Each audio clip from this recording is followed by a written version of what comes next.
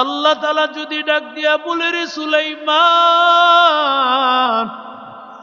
আমার একজন জান্নাতি গোলাম তোমার সামনে আসছে, আর তুমি তার সম্মানে কেন দাঁড়াইলা? আমি এই জন্য দাঁড়াই গেছি। আর কেন দাঁড়াইছি জানো? আল্লাহ আমাকে ডাক দিয়া বলবে, রে সুলাইমান, তোরে আমি কত ক্ষমতা দিয়েছি, বাতাসকে ক্ষমতা দিয়েছি। বাতাসকে তুমি অনুমতি করার সাথে সাথে গুদুহা শাহরু ওয়া রাওয়াহুহা শাহর, সকাল থেকে নিয়ে দুপুর পর্যন্ত 1 মাসের রাস্তা তোমার তখতে সুলাইমানিকে নিয়ে যাইতো, আবার দুপুর থেকে নিয়ে রাত্র পর্যন্ত 1 মাসের রাস্তা অতিক্রম করায়া দিত।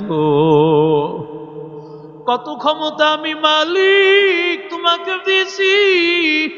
মানুষের নবী আমি আল্লাহ বানাইছি, জিনদেরও আমি আল্লাহ নবী বানায় দিয়েছি। এত ক্ষমতা আমি আল্লাহ দিলাম, অথচ আমার একজন জান্নাতি বান্দা, ওই বান্দা আসার পরেও তুমি কেন দাঁড়াইলা না সুলাইমান? আমি তখন আল্লাহর কাছে কি জবাব দিব? আমি এই জন্য তার সম্মানে দাঁড়ায় গেছি। সবাই তো অবাক হয়ে গিয়েছে। লোকটারে দেখতে দেখা যায় ভ্যানওয়ালা, আমি তো মনে করি ভ্যানওয়ালা, ওর কি দাম আছে? ওরে বান্দা, না না, আল্লাহ তাআলার কাছে এমন কিছু বান্দা আছে, লাউ আকসামা আলাল্লাহি লা বাররাহু, ওই বান্দা কসম করে কোনো কথা বললে আল্লাহ পূরণ করা ওয়াজিব হয়ে যায়। বান্দাটা দেখতে দুর্বল, রিকশাওয়ালা, কুলি শ্রমিক, কিন্তু মালিকের সাথে অনেকের ভালোবাসার সম্পর্ক আছে। ওরে আল্লাহর বান্দা, ও নবীর আশিক উম্মতের দল, আল্লাহর বান্দা, যদিও সামান্য একজন কৃষক, কিন্তু আল্লাহ তো তার মর্যাদা জানায় দিয়েছে।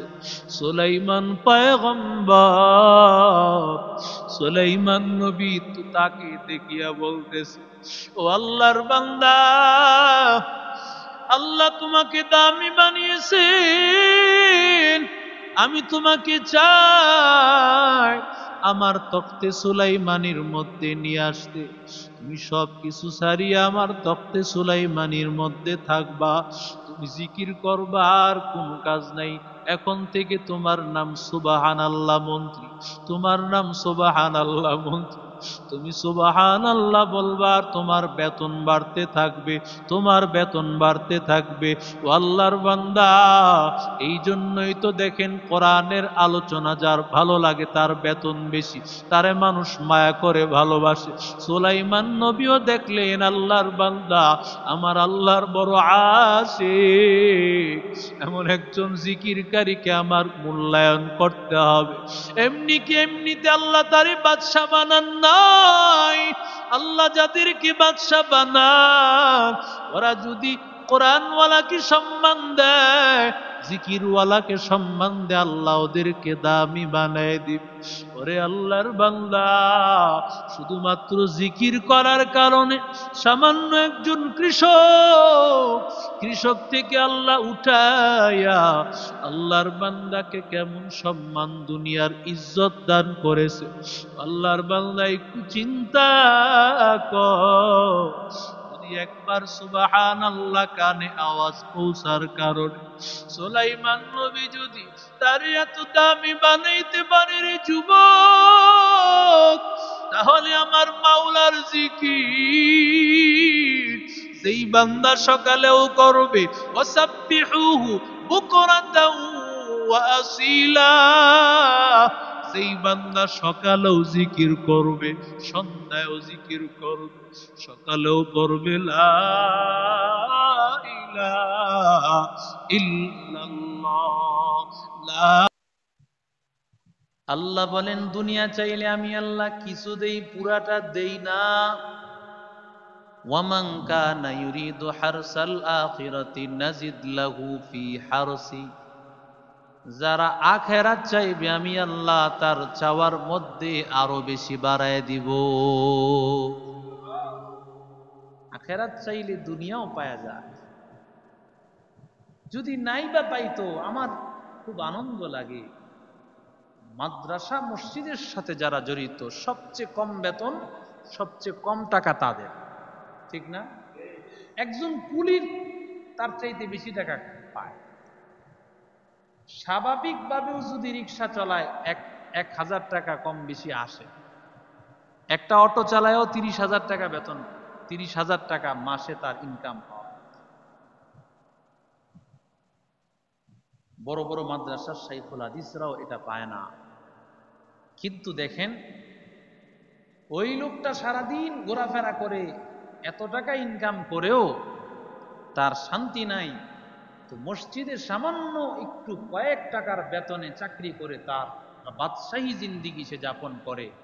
কেন? কারণ আল্লাহ তাআলার সাথে তার সম্পর্ক, তার জিকিরের সাথে সম্পর্ক, এজন্য আল্লাহ তার সম্মান বাড়ায় দিছে। যার সাথে জিকিরের যত সম্পর্ক হবে তাকে আল্লাহ তত বাড়ায় দিবেন, তত বেশি বড় করে দিবেন। সুলাইমান আলাইহিস সালাম এত বড় নবী, وحشر لسليمان جنوده من الجن والإنس والطير فهم يوزعون।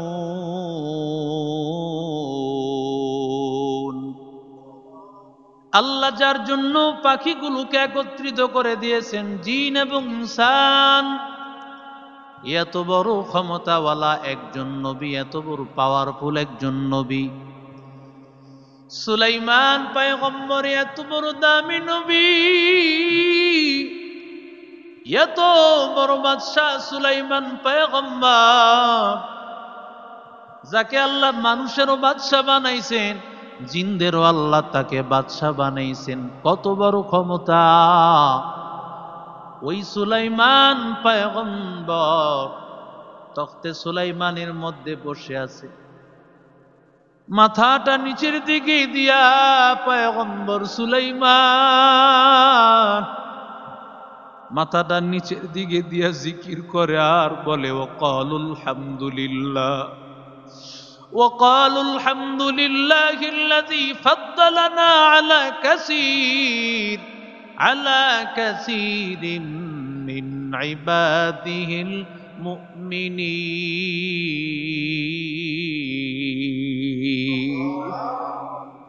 চিন্তা করেন, আমি চিন্তা করি সুলাইমান নবীর কথা, আমি 2 তলা বিল্ডিং এর মালিক, বাপরে বাপ কি ক্ষমতা আমার! এই অমুকে অমুক হাজী সাহেব, অমুক বাড়িওয়ালা। বড় লোকের কোন সংজ্ঞা আছে? ওদিন আশরাফি সাহেব হুজুর বলছেন, বড় লোক কারে বলে? 4 তালাওয়ালারে বড় লোক বললে তো 10 তালাওয়ালা সে কি হবে? যদি 4 তালা বড় লোকওয়ালা হয়, সে যদি কোটিপতি হয়, বড় লোক হয়, তো 10 তালার মালিক কি? 10 তালার মালিক যদি বড় লোক হয়, তাহলে যার 3টা 10 তালা আছে, যার দেশেও বাড়ি আছে, বাহিরেও বাড়ি আছে, ওই লোকের কি অবস্থা? সংজ্ঞা আছে কোন বড় লোকের? বড় লোকের সংজ্ঞা একটাই, যার সাথে মালিকের সম্পর্ক আছে।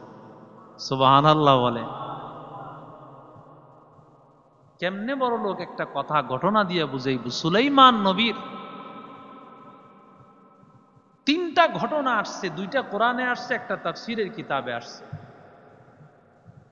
তাফসীরের কিতাবে যে ঘটনাটা আসছে, জিকির করলে যে আল্লাহ বাদশা বানায় দেন, জিকিরকারী যে বাদশা, টাকাওয়ালারা বাদশা নয়। সুলাইমান নবী বাদশাহী পাইছেন, তিনি জানেন বাদশাহী আমার এই দুনিয়ার বাদশাহী না, বাদশাহী তো মাওলার বাদশাহী। সুবহানাল্লাহ। সুলাইমান নবী চোখের পানি ফালাইতেছেন মাথা নিচা কইরা, আর বলতেছে, আল্লাহ এই ক্ষমতা তো তুমি দান করছো। সুবহানাল্লাহ। আমার সব কিছু আল্লাহ তোমার। সুলাইমান পয়গম্বর তখতে সুলাইমানি নিয়া পয়গম্বর সুলাইমান সুলাইমান আলাইহিস সালাতু ওয়াস সালাম যখন যাইতেছিলেন, এত বড় তখতে সুলাইমানি, আল্লাহর কুদরত দেখিয়া এক আল্লাহর বান্দা, কৃষকের কাজ করতেন আল্লাহর বান্দা, উপরের দিকে তাকাইছেন। আল্লাহর বান্দা তো জানেন সুলাইমান নবী তখতে সুলাইমানি নিয়ে ঘোরাফেরা করে, তাকাইছেন আর বুঝছে আল্লাহু আকবার। আল্লাহর বান্দা সাথে সাথে বলেছেন সুবহানাল্লাহ। আর আমি যমুনা ব্রিজ দেখে কই বাপ রে বাপ, কত বড় একটা ব্রিজ, পদ্মা ব্রিজ কত বড় বানাইছে, বাপ রে বাপ। কোনো আশ্চর্য কথা সুবহানাল্লাহ আসে না, বাপ রে বাপ আসে। অথচ আশ্চর্য কথা শুনলে সুবহানাল্লাহ বলতে হয়। মেরাজের ঘটনা যখন আল্লাহ বর্ণনা করেছেন, এক রাতে আল্লাহ তাআলা বাইতুল্লাহ থেকে নিয়ে গেছেন বাইতুল মুকাদ্দাস, যেটা ফিলিস্তিন, বর্তমানে স্বাধীন, আলহামদুলিল্লাহ পড়েন। তো জানি না এই স্বাধীনতা কয়দিন রাখে রয়েছে, কারণ ফিলিস্তিনের মাটি চিপ দিলে এই মাটি থেকে চোখের পানি ছাড়া আর কিছু বের হবে না। ফিলিস্তিনের মাটি উঠাইলে এখনো রক্ত বের হবে সেখানে, কত মানুষের রক্ত আছে, কত চোখের পানি আছে, কোনো হিসাব নাই, এটার হিসাব হবে না। বাইতুল মুকাদ্দাস নবীদের জায়গা। আল্লাহ তাআলা রসুলকে যখন বাইতুল্লাহ থেকে মেরাজে নিছেন, সেই ঘটনা বর্ণনা করতে গিয়েও বলছেন সুবহানাল্লাযী আসরা বিআবদিহি। এজন্যই তো সুবহানাল্লাহ মানুষ বলে না, দেখে হুজুররা বারবার বলান, এই বলেন না সুবহানাল্লাহ। কেন বলায়? জানে আশ্চর্য কথা শুনলে সুবহানাল্লাহ বলতে হয়। আর বলতে দেরি, জান্নাতের এত বড় গাছ, যেই গাছের ছায়াটা দ্রুতগামী গুড়া শত শত বছর দৌড়ায়ও শেষ করতে পারো, এটা তো একবারে সুবহানাল্লাহ। দুইবার বললে আরো একটা, তিনবার বললে আরো একটা, যতবার পড়বে ততটা গাছ আল্লাহ লাগাইতেই থাকবেন, লাগাইতেই থাকবেন। ইব্রাহিম আলাইহিস সালামের সাথে যখন নবীর দেখা হয়েছে, তখন বাবা তো পরিচয় করায় দিয়েছেন জিব্রাইল, ইনি আপনার বাবা। একজন ভাই একজন বাবা বলছে উনি বাবা, সালাম কালাম হয়েছে। ইব্রাহিম নবী বলছেন জান্নাতটা কিন্তু অনেক বড়, এই জান্নাতটা খালি আছে, আপনার উম্মতকে আমার পক্ষ থেকে সালাম জানাইবেন আর বলবেন জান্নাতের বাড়িঘর করতে, এটা খালি আছে। বলে কিভাবে? জান্নাতের বাড়িঘর হবে সুবহানাল্লাহ আলহামদুলিল্লাহ দিয়া। জান্নাতের বাড়িঘর সুবহানাল্লাহ পড়বে, আলহামদুলিল্লাহ পড়বে, জান্নাতের বাড়িঘর গুলো আল্লাহ তৈরি করতে থাকে। তো এই যে আল্লাহর বান্দা সুবহানাল্লাহ পড়ছে, সাথে সাথে 900 মাইল দূরে ছিল সুলাইমান আলাইহিস সালামের তখতে সুলাইমানিটা, 900 মাইল দূরে ছিল। আল্লাহ তাআলা বাতাসকে তো এমন ক্ষমতা সুলাইমান নবীর অনুগত করে দিয়েছিলেন, বাতাসের সাহায্যে এই সুবহানাল্লাহর আওয়াজ তার কান পর্যন্ত পৌঁছায় দিছে। আমি তো এন থেকে ডাকলেই শুনি না, দৌড়ায় যাই। কি কইছেন? সুলাইমান নবীর 900 মাইল দূর থেকে আওয়াজ শুনাইয়া দিছেন। আওয়াজ শুনে না দেখেই তো মাইক লাগায়, সাউন্ড বক্স লাগায়। সুলাইমান আলাইহিস সালাম শুনছেন, শোনা মাত্রই সুলাইমান নবী বলেন এই তখতে সুলাইমানিকে এখানেই ল্যান্ড করো। ওনার ল্যান্ড করার নামানোর কোনো জায়গার দরকার হয় নাই।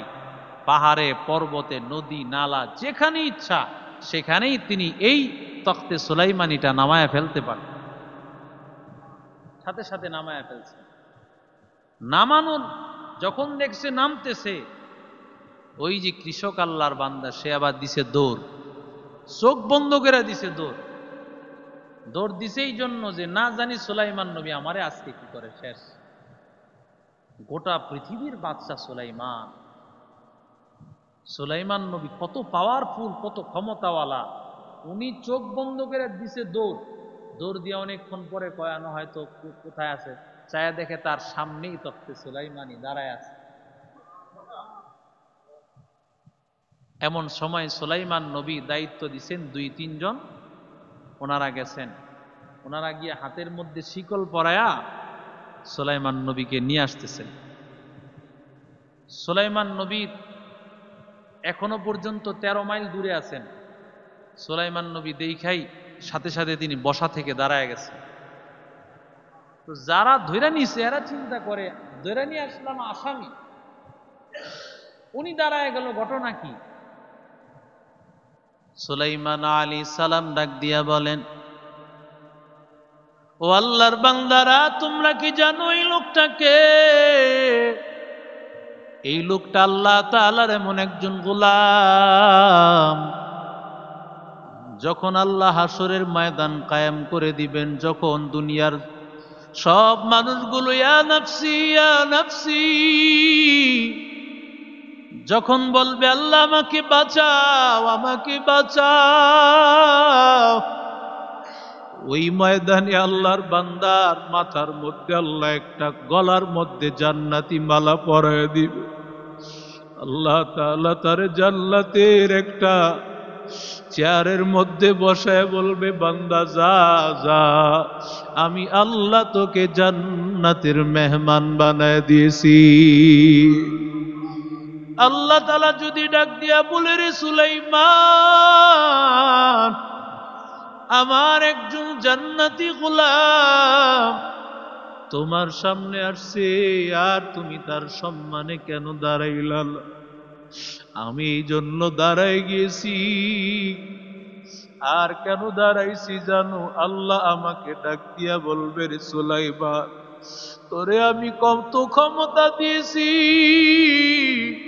বাতাসকে ক্ষমতা দিয়েছি, বাতাসকে তুমি অনুমতি করার সাথে সাথে গুদুহা শাহরু ওয়া রাওয়াহুহা শাহর, সকাল থেকে নিয়া দুপুর পর্যন্ত 1 মাসের রাস্তা তোমার তখতে সুলাইমানিকে নিয়ে যাইতো, আবার দুপুর থেকে নিয়া রাত্র পর্যন্ত 1 মাসের রাস্তা অতিক্রম করায়া দিত। কত ক্ষমতা আমি মালিক তোমাকে দিয়েছি। মানুষের নবী আমি আল্লাহ বানাইছি, জিনদেরও আমি আল্লাহ নবী বানায় দিয়েছি। এত ক্ষমতা আমি আল্লাহ দিলাম, অথচ আমার একজন জান্নাতি বান্দা, ওই বান্দা আসার পরেও তুমি কেন দাঁড়াইলা না সুলাইমান? আমি তখন আল্লাহর কাছে কি জবাব দিব? আমি এই জন্য তার সম্মানে দাঁড়ায় গিয়েছি। সবাই তো অবাক হয়ে গিয়েছে। লোকটারে দেখতে দেখা যায় ভ্যানওয়ালা, আমি তো মনে করি ভ্যানওয়ালা, ওর কি দাম আছে? ওরে বান্দা, না না, আল্লাহ তাআলার কাছে এমন কিছু বান্দা আছে, লাউ আকসামা আলাল্লাহি লা বাররাহু, ওই বান্দা কসম করে কোনো কথা বললে আল্লাহ পূরণ করা ওয়াজিব হয়ে যায়। বান্দাটা দেখতে দুর্বল, রিকশাওয়ালা, কুলি শ্রমিক, কিন্তু মালিকের সাথে অনেকের ভালোবাসার সম্পর্ক আছে। ওরে আল্লাহর বান্দা, ও নবীর আশিক উম্মতের দল, আল্লাহর বান্দা, যদিও সামান্য একজন কৃষক, কিন্তু আল্লাহ তো তার মর্যাদা জানায় দিয়েছে। সুলাইমান পয়গম্বর, সুলাইমান নবী তো তাকে দেখিয়া বলতেছে, ও আল্লাহর বান্দা, আল্লাহ তোমাকে দামি বানিয়েছেন, আমি তোমাকে চাই আমার তখতে সুলাইমানির মধ্যে নিয়ে আসতে। তুমি সব কিছু ছাড়িয়ে আমার তখতে সুলাইমানির মধ্যে থাকবা, তুমি জিকির করবা, আর কোনো কাজ নাই। এখন থেকে তোমার নাম সুবহানাল্লাহ মন্ত্রী, তোমার নাম সুবহানাল্লাহ মন্ত্রী। তুমি সুবহানাল্লাহ বলবা, আর তোমার বেতন বাড়তে থাকবে, তোমার বেতন বাড়তে থাকবে।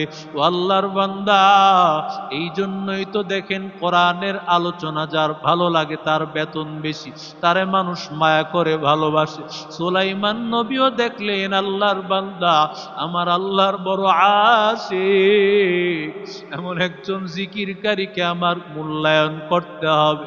এমনি কি এমনিতে আল্লাহ তারে বাদশা বানান নাই। আল্লাহ যাদেরকে বাদশা বানান, ওরা যদি কোরআনওয়ালাকে সম্মান দেয়, জিকিরওয়ালাকে সম্মান দেয়, আল্লাহ ওদেরকে দামি বানায় দিবে। ওরে আল্লাহর বান্দা, শুধুমাত্র জিকির করার কারণে সামান্য একজন কৃষক থেকে আল্লাহ উঠায়া আল্লাহর বান্দাকে কেমন সম্মান দুনিয়ার ইজ্জত দান করেছে। আল্লাহর বান্দা একটু চিন্তা কর, যদি একবার সুবহানাল্লাহ কানে আওয়াজ পৌঁছার কারণে সুলাইমান নবী যদি তার এত দামি বানাইতে পারে রে যুবক, তাহলে আমার মাওলার জিকির যেই বান্দা সকালেও করবে, ওয়াসাব্বিহুহু বুকরাতাও ওয়া আসিলা, যেই বান্দা সকালেও জিকির করবে, সন্ধ্যায়ও জিকির করবে, সকালেও করবে লা ইলাহা ইল্লাল্লাহ, লা ইলাহা ইল্লাল্লাহ। জিকির করার সময় নিয়ত করবি নাই নাই নাই, আল্লাহর বান্দা পেরেশানিতে আসু, ভালো করে চিকিৎসাটা গ্রহণ করে নাও। গভীর রাতে উঠিয়া 2-4 রাকাত তাহাজ্জুদের নামাজ পড়ো, আর একটু গভীর ভাবে জিকির করে দেখো, লা ইলাহা ইল্লাল্লাহ, লা ইলাহা ইল্লাল্লাহ। যখন লাইটটা নিবানো থাকবে আর মনের মধ্যে চিন্তা করবার মালিক, আমি যেন অন্ধকার কবরে, আমার কবরে কেউ নাই, ডানেও মাটি বামেও মাটি নিচেও মাটি। হায় আল্লাহ, এই দুনিয়াতে আমার আপন বলতে তুমি একমাত্র আসরে আল্লাহ, দুনিয়াতে কেউ আমার আপন না, সব কিছু আমার পরে আল্লাহ। হায় আল্লাহ, তুমি একমাত্র আপন। পেরেশানি হইয়া বান্দা গভীর রাতে 2-4 রাকাত তাহাজ্জুদ পড়েছে, আর আল্লাহর কাছে 2টা হাত তুলে জিকির করিয়া দোয়া করতেছো। আল্লাহ, গভীর রাতে তো তুমি ডাক দিয়া বলো, আলামি মুস্তাগফিরিন ফাগফিরাল্লাহ, কে আছো গুনাহগার আমার কাছে মাপ চাও, আমি আল্লাহ তোরে মাফ করে দিব। কে আছো নাফরমান, আমি মালিকের কাছে ক্ষমা চাও, আমি আল্লাহ তোরে মাফ করে দিব। আল্লাহর বান্দা, বান্দা যত আল্লাহর কাছে মাপ চাইতে পারে ততই আল্লাহ তার মর্যাদা বাড়ায় দেয়। ও আল্লাহর বান্দা, গভীর রাতে তাহাজ্জুদের নামাজ আর জিকিরের আমল যদি শুরু হয়ে যায়, আল্লাহর কসম, আল্লাহর কসম, মাত্র 4-5 দিন একটু মেহনত করে দেখবা, আল্লাহ দুনিয়ার রাস্তা খুলে দিবে, সব রিজিকের রাস্তা খুলে দিবে। পেরেশানি আমার মালিক সব আল্লাহ খুলে দিবে। আল্লাহ সব মুসিবত গুলো আল্লাহ দূর করে দিয়া বান্দারে আল্লাহর খাঁটি বান্দা বানায়া, আল্লাহর খাঁটি গোলাম বানাইয়া আল্লাহ ডাক দিবে। এরে আল্লাহর বান্দারা, এজন্য নিজের মাঝে মধ্যেই মরণের মুরাকাবা করতে হবে। ও মালিক, আমার কেউ নাই, তোমার মা নাই, আমার বাবা নাই, আমি বড় এতিম। চিন্তা করতে হবে, আমার ব্যবসা নাই, আমার সন্তান নাই, আমি সবার থেকে আলাদা হয়ে গেছি, আমার সবাই দরাদরি করিয়া কবরে রেখে দিয়েছে, আমার সন্তানও বিদায় হয়ে চলে গেছে, আমার ভাইটাও চলে গেছে, আমার বন্ধুরা আমাকে বিদায় দিয়া সবাই চলে গিয়েছে, আমি অন্ধকার কবরে একা। আয় আল্লাহ ওই কবরে আমি বড় একা, আয় আল্লাহ আমার সব গুনাহগুলো মাফ করে দাও আল্লাহ। ওরে বান্দা, এইভাবে যদি বান্দা দিলটাকে নরম করিয়া দোয়া করতে পারে, ওই বান্দা দোয়া করতে দেরি হয়, তার জান্নাতের দরজা খুলতে দেরি হবে না। আল্লাহুম্মা সাল্লি আলা